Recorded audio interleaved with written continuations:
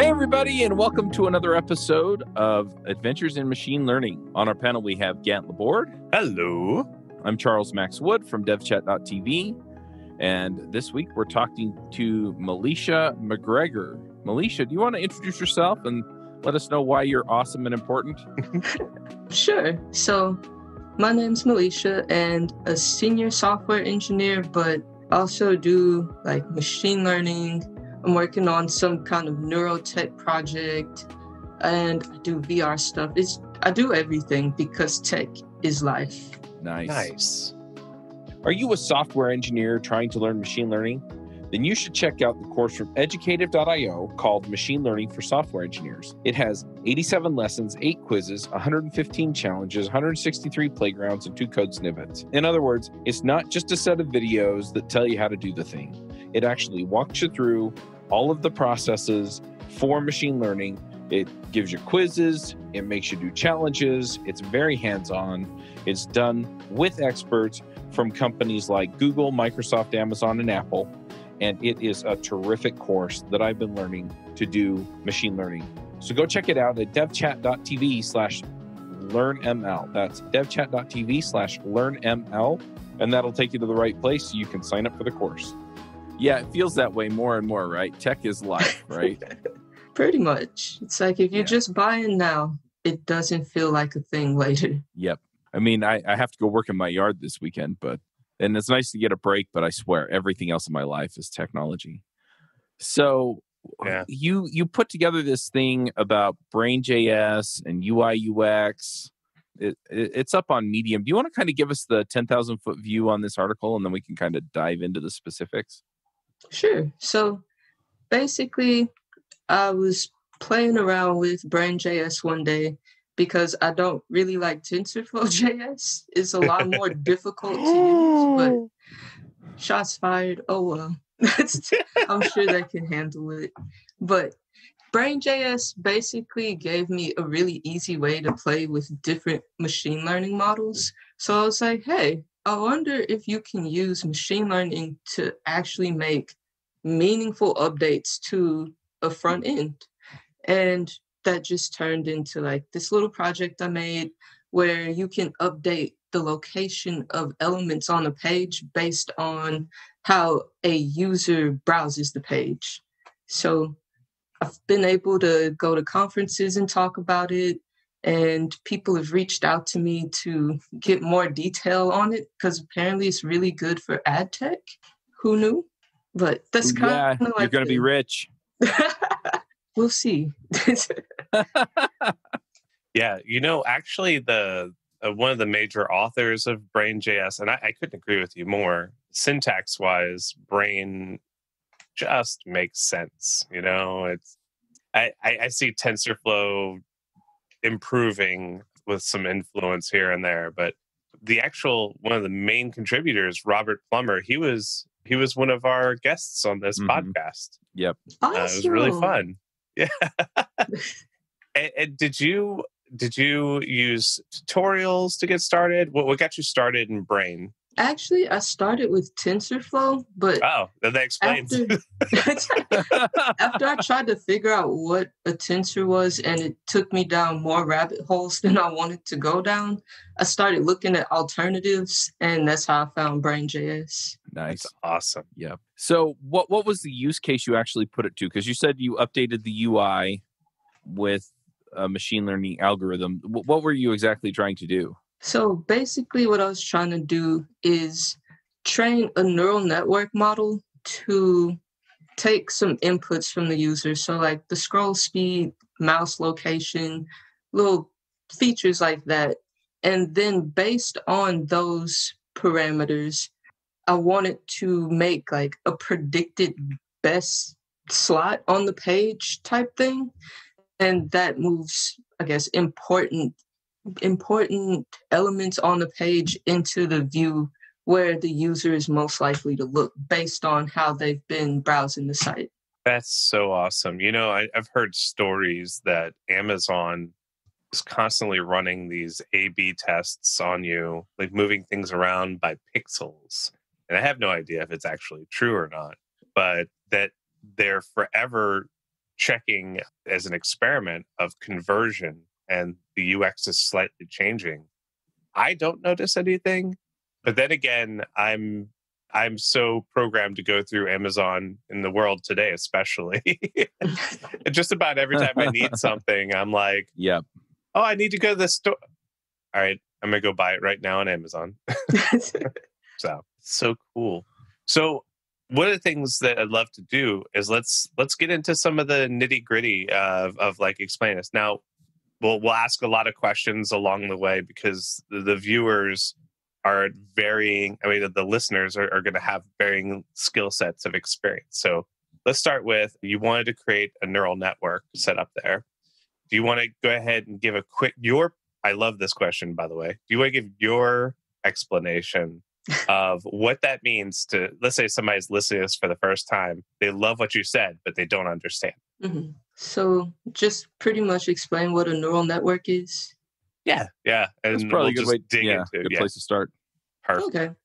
But basically, a neural network is a deep learning machine learning algorithm, and it's supposed to work kind of like our brain. So you give it a bunch of inputs and you assign different weight values to those inputs, and then it kind of thinks and makes its own mental maps, like in these hidden states that make connections between just the most random combinations of inputs that you probably wouldn't think of. And that's why they're so good, because they come up with these relationships internally to make more accurate predictions based on what we give it. So it's kind of a way, well, it is a way to teach a computer how to think. Awesome. Perfect. Yep. Yeah. And when you were building this, I guess like when you're looking at this problem, you want to solve it, right? What were your first steps? Gathering the data, figuring out what kind of like structure would work best. Can you walk us through your process a little bit? Because Brain, by the way, is so friendly, but I've used it just a little bit, so I love hearing about it. But kind of how it started was I was bored one day and I was like, hey, I do front end stuff. I love it. I love it already. I love it. It's like, hey, I do some front end stuff, but my background is actually in mechanical and aerospace engineering. So nice. I got some machine learning exposure with like hardware stuff. And I was like, there has to be a way to combine visual UI UX design with machine learning. So I just started thinking about little random things that I could change on a page that hopefully a user might not notice too much. And that turned into first me trying to change like colors on the screen, which didn't work because everybody notices that.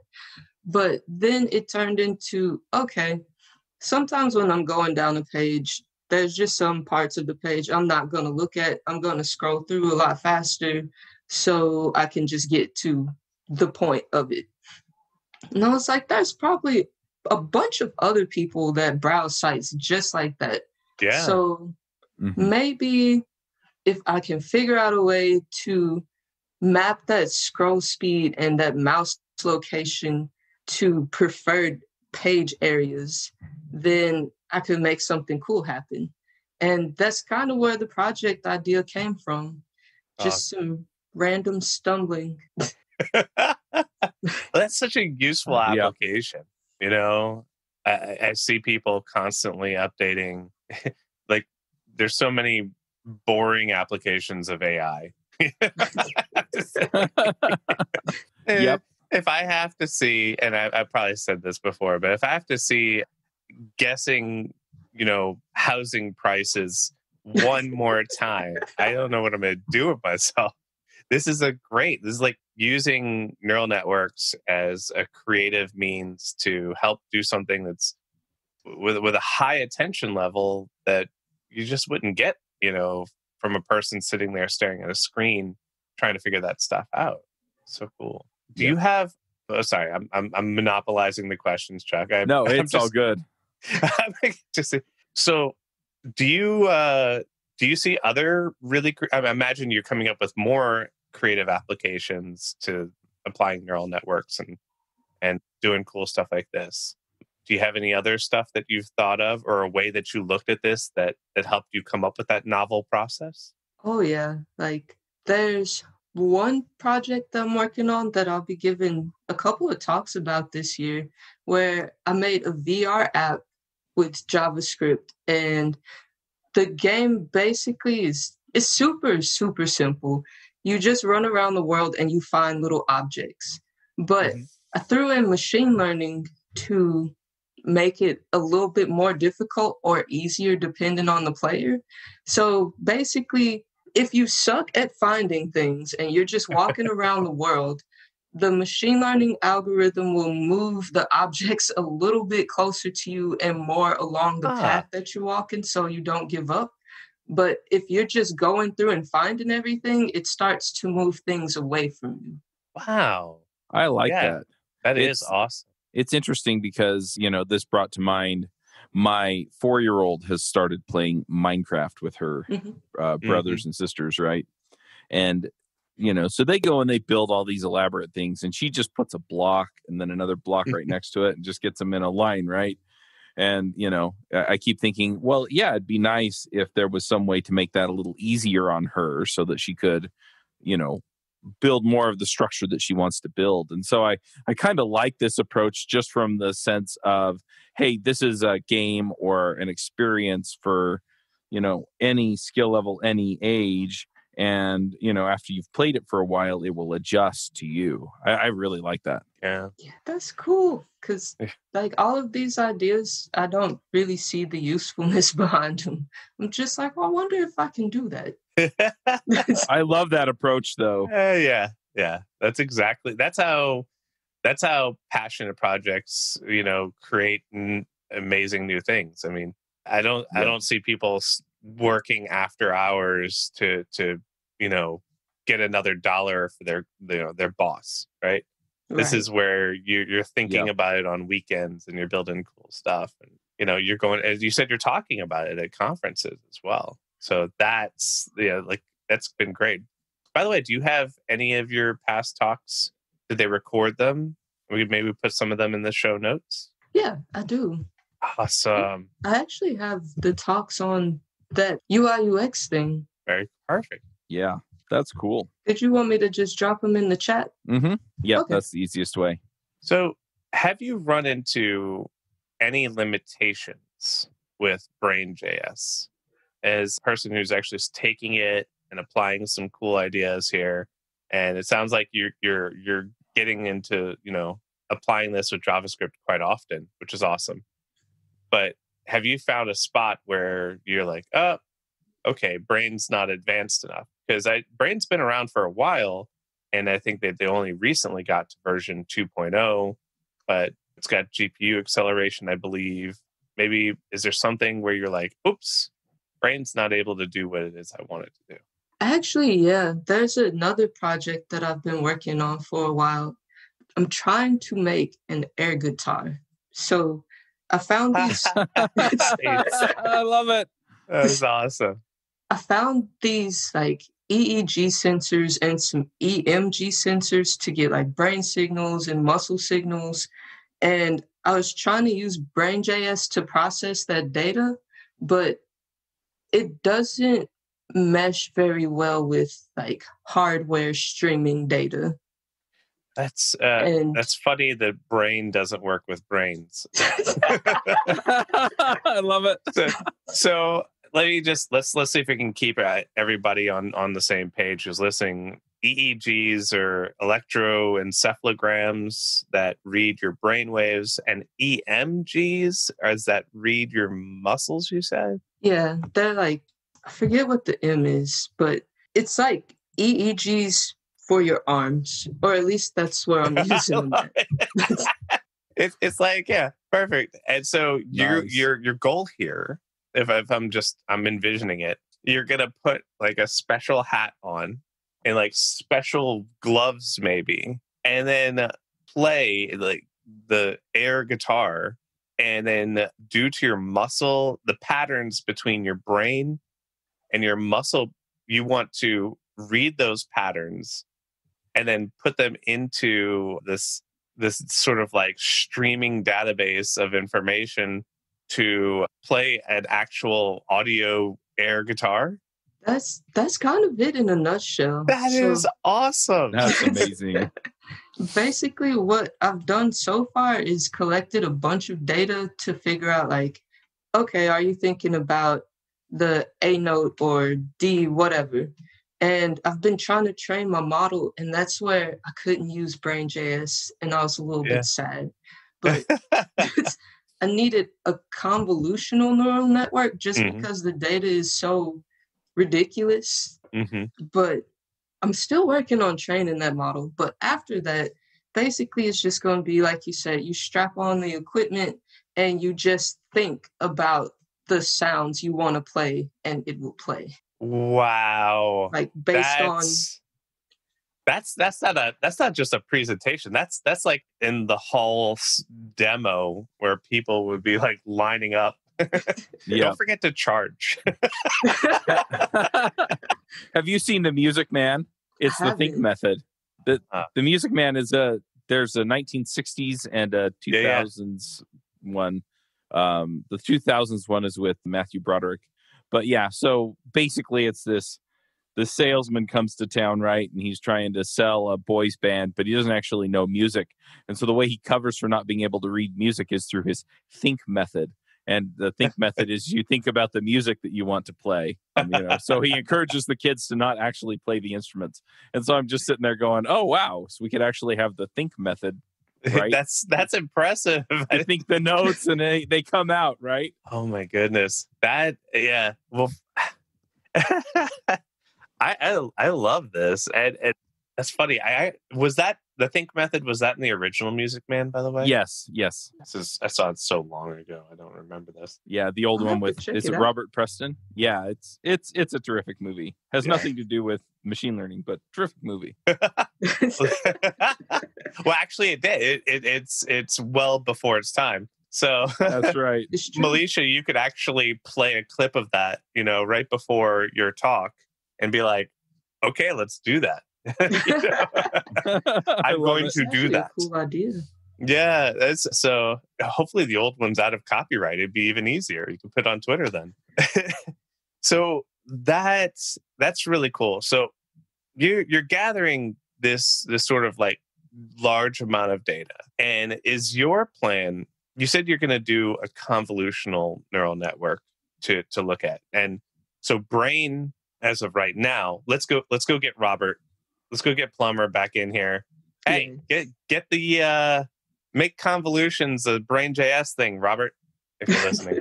So you're trying to get this data, and then are you trying to read it in a stream in real time? And so I guess what you're doing is, would you take that data and turn it into an image and then use convolutions?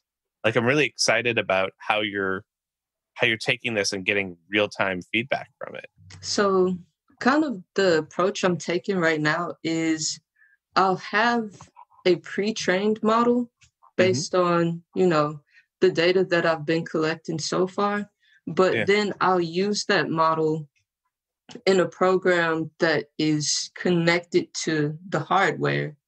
And as we stream in data from the hardware, it'll filter it down to the right format for the convolutional neural network. And then it'll figure out, based on the pre-trained model, whether it's like A note, 3rd fret, or C note, 10th fret, whatever. That is awesome. Yeah. Do you have any preference to have, so just for some of the people listening, we have our normal neural networks with have perceptrons all kind of set up. And then what you're talking about is getting it into a convolutional neural network. Have you thought about even taking a step beyond that, where it has like some kind of memory in the network where it'll remember what the last notes were? So maybe it can make you actually play well. what you're doing. So if I'm tone deaf in my head as well, it'll fix that note. I haven't thought about that yet. That's a really good idea. Yeah, I guess what would be great about it is it'd make everybody sound really good. Maybe that's cheating. I don't know. But This yeah, mental auto-tune. mental auto-tune. That sounds like it would. That sounds almost sounds dangerously cool. 1984. I love this air guitar. Now you've admitted to us now that you have an EEG and EM. Like you have this equipment. Did you buy the equipment after, or is this just stuff sitting around your house? Because I'm getting a totally awesome mad scientist vibe from you, and I'm loving it. So I had a different thing I was trying to do with it last year.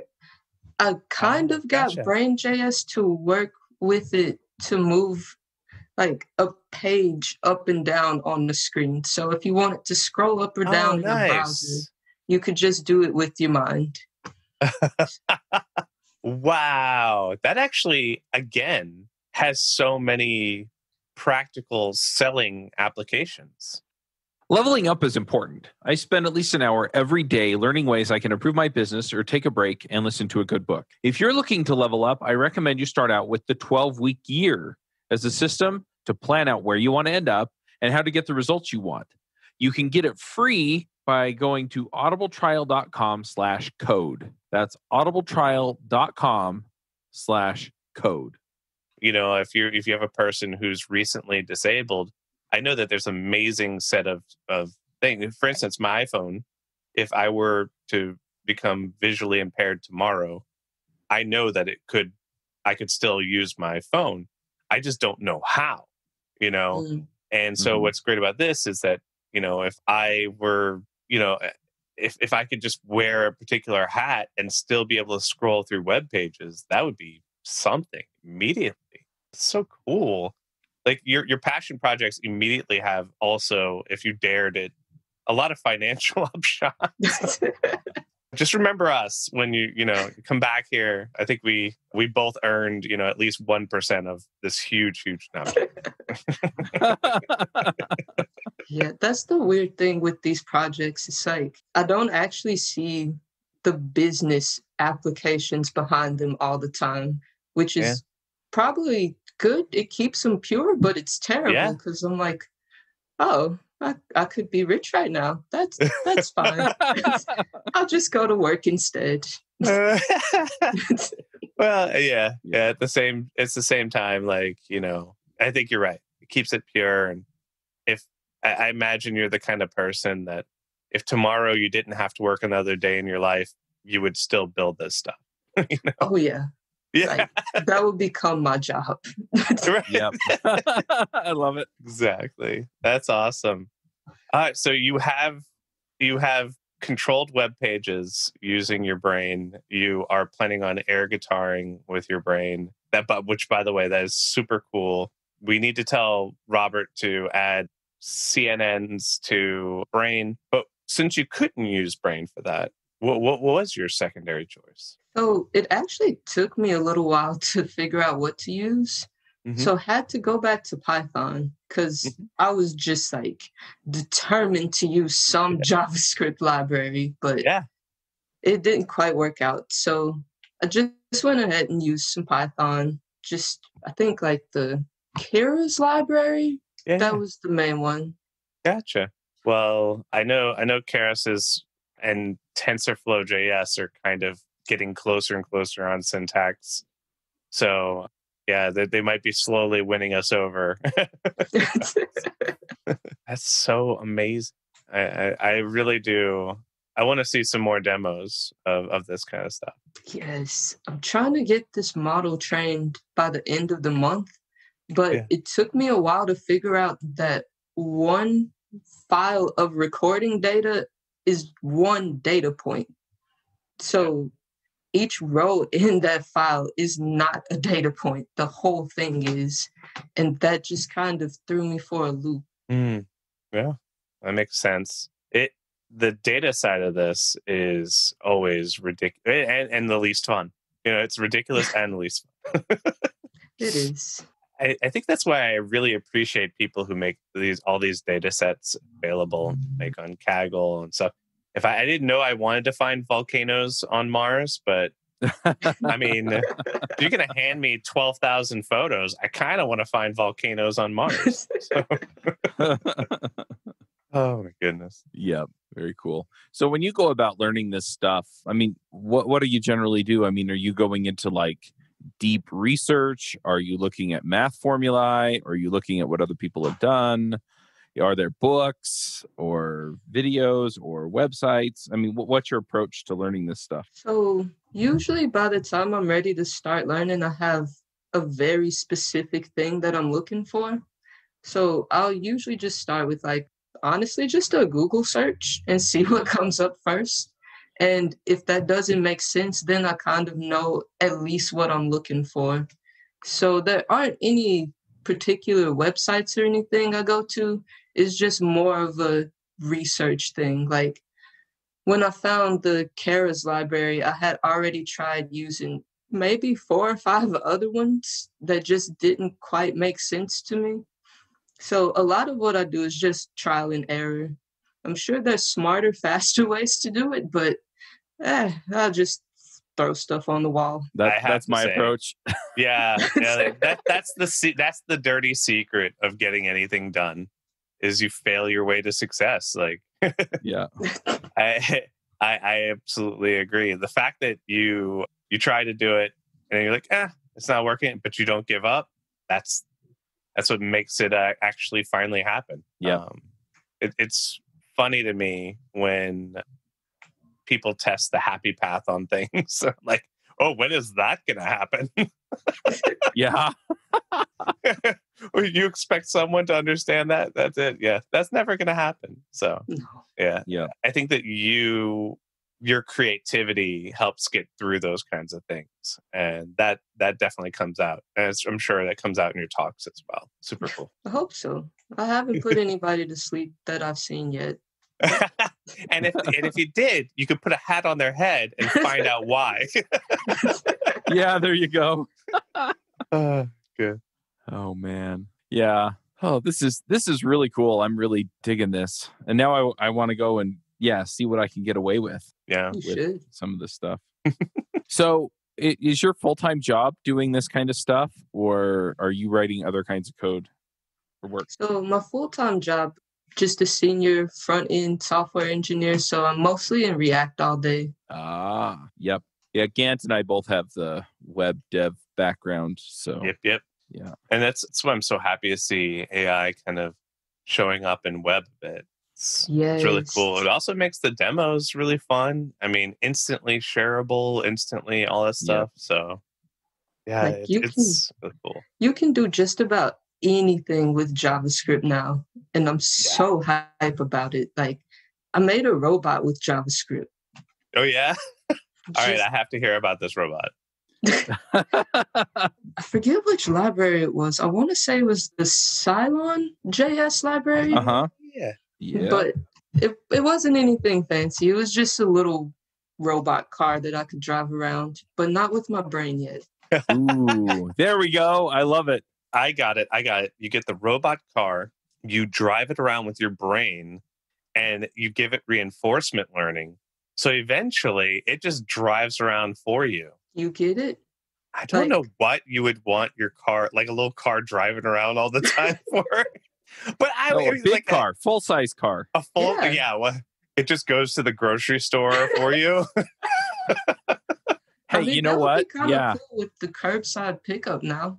Yeah, you get the full-size car to drive to the grocery store, and then you get it to jettison a bunch of little cars that go and grab your groceries off the shelves and bring them back out to you.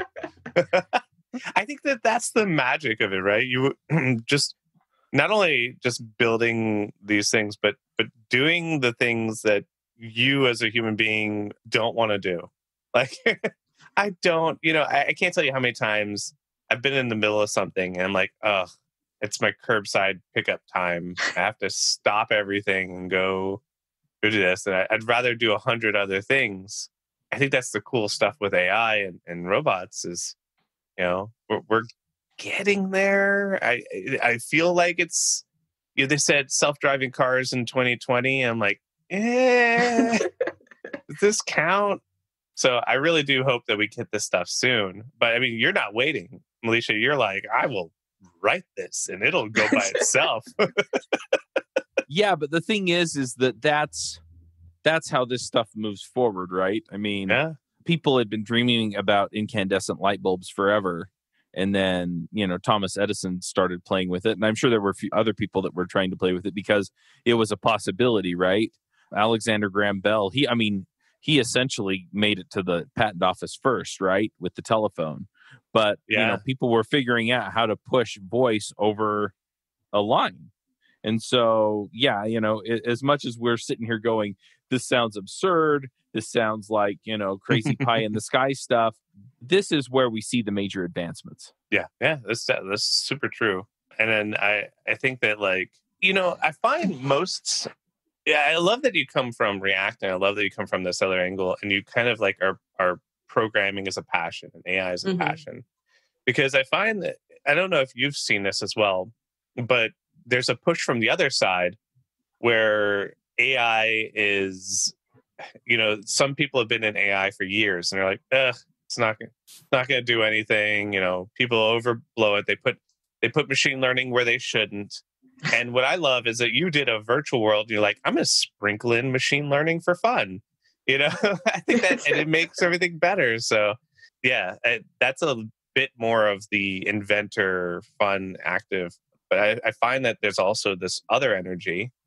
And I don't know if you've run into it where you're like, hey, I want to apply machine learning to this. And the person's like, well, first go get your PhD. And you're like, oh.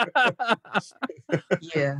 Definitely seen that. Like I did get my master's in engineering, and my research, I actually got to make an autonomous golf cart. So that's how I got started with code, which was not the best introduction, but it happened. Yeah. But after that, people just think it's so hard to do. But machine learning tools have advanced so much that you don't even need to know about the math behind them anymore. Yeah. You just need to know how to use the tools. Yeah. I need one of those golf carts. Chuck, here's your 5-iron. No, not the 4-iron. You'll overshoot the hole. Oh, man. I have our CTO lives in Vancouver, Washington, and he's got one of the biggest front lawns ever. So we always make the joke that if he's not around, he must be riding around on his golf cart. I'll have to throw in, he must be riding around on his AI-powered golf cart. There you go. I'm trying to think if there's anything else we should dive into here. I mean, as you kind of, it feels like you're kind of, how do I say it? So you're not like a officially trained AI person. So what I'm wondering is, as you kind of come into this as a lay person who does web development, as opposed to like a professional AI person, and the field's young enough to where I think most people kind of have that similar background. How do you stay current on what's going on? Because this isn't your full-time thing, right? It's not what you're doing at work.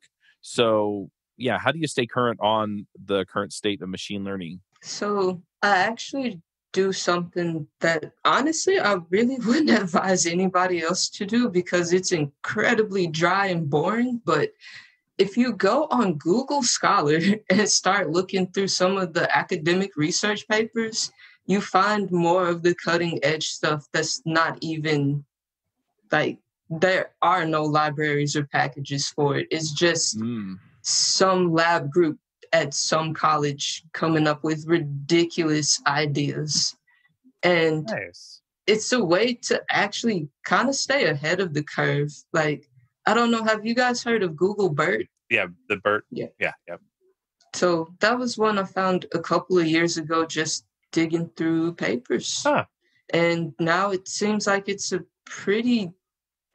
really good NLP library. Nice. By the way, I love your approach. And it totally appeals to the nerd in me. So, nerd. So you generally just go to Google Scholar and you type in like machine learning and just check out what's happening. Pretty much. It's like go read a few really abstracts. Cool idea. I can tell you this. I never found a reason to go hang out on Google Scholar till just now. I didn't even know it existed. So, well, there you go. Gant leveled up a little, and I leveled up a ton. I was like, "Oh, this exists." I Chuck, had no you're so idea dumb. what to do. You didn't even know it was there. That's the benefit of talking to people. You get to learn all kinds of cool stuff. Yep. Super I get to expose my ignorance in public. So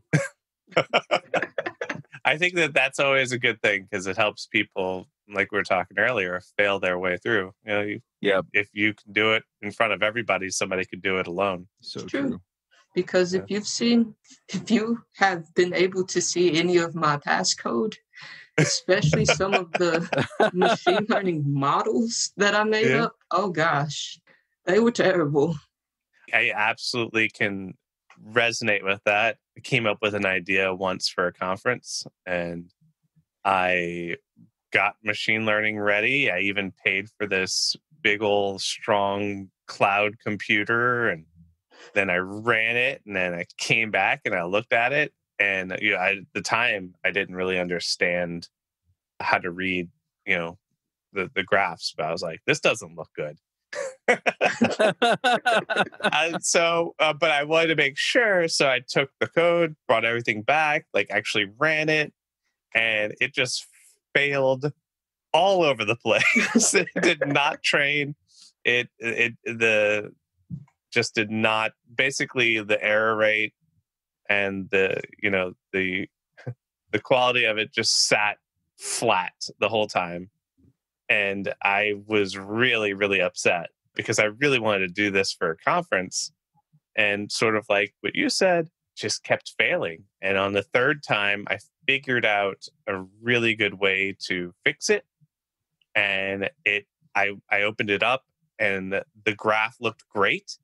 And I was like, did this just happen? It was the best feeling in the world. And then I got everything, brought it down. It worked amazingly. So, That's the best. It's such a good feeling. It's such a good one. It's like magic. Like, what? How did it works? It's alive. You pull the He-Man. I have the power. Yeah. And that you can't bottle that. That's something that everybody earns from failing. Mm-hmm. It's so true. I think my favorite machine learning screw up was I crashed my computer way more times than I should have, just because I was trying to train with way too much data on an i3, and it didn't like that at all. I got the blue screen of death once, and I thought I'd killed the computer. If it dies, it dies. Pretty much. I can tell you, especially when you're training locally like that. I had one instance where I went to copy something and I hit Control-C. I was on a Windows machine, and then just killed a process. It's been running for hours. Good job, buddy. I was like, did I just stopped that? Okay, 48 hours worth of work. I don't care. I'm not going to cry. It's fine. That's why you design the systems to save their work periodically. Yeah, well, I learned that immediately after the mistake. Just like any proper process, I've updated my security after. Yeah, awesome. All right, Milecia. Well, I'm going to start wrapping us up. If people want to get in touch with you or see what crazy thing you're working on these days, where do they go? Twitter would be the best place to keep up with me. So at Flipped Coding. Yep. Nice. I went to follow you and I was already following you. So nice. I was like, yeah, perfect. But yeah, I'm looking forward to it. We need to see some videos and animated GIFs. What's going on? I promise you, the second I see you with an air guitar, like running around, I'm just going to retweet every day. Yeah, the goal is to get the model completely trained this month. And if that works out next month, I should actually be able to get out some little sporadic notes and riffs, and I can't wait. Oh, that's awesome. Nice. And you're destroying computers along the way, just blue screens the whole time. Right? I'm convinced though that my brain is broken. So you just get noise out of my head. Counts. We can auto-tune it. Yeah. We'll fix it. Nice. All right. Well, let's go ahead and do some picks. Gant, do you have some picks for us? Yeah. I've been joining a little meetup since the pandemic. It's called virtualcoffee.io. And these lovely people have 2, at minimum, meetups a week where they have virtual coffee. They bring up a nice talking subject. The one time they were talking about mentors and mentees, and the one last time they talked about, I think, like getting specs from, one another and making sure that process is good. And it's just kind of fun to hear people all around talk about their jobs. It's a varying levels. Some people have been in development. They just graduated from like Flatiron, and some people have been in it for 20 years. And it's people exchanging ideas, information from all different perspectives. And when you're done with it, it's just kind of nice to have a little bit of social after, not actually getting to go get coffee with your friends. So virtualcoffee.io, they have a bunch of meetups, and I've been attending them and really enjoying them. Nice. I'm going to throw out a couple of picks. One is I've been listening to a book on Audible that I've really, really been enjoying. It's a book series, actually. It's the Lightbringer series by Brent Weeks. I'm on the 4th book called The Blood Mirror, but the first one, the Black Prism, they're terrific books. And some of the twists, I have this nasty habit of reading fiction books, and there's a twist coming and I can feel it. I can usually call it, right? It's like, yeah, this is this. There have been so many twists in this that I just did not see coming. And then, he kind of gives you the big reveal and you go, oh, there was this and this and this and this that all hinted toward it, but it was nice. It was subtle enough, right? Anyway, really, really enjoying that series. And then, just working on some other stuff. I'm probably going to be putting on a career-focused conference or summit this fall.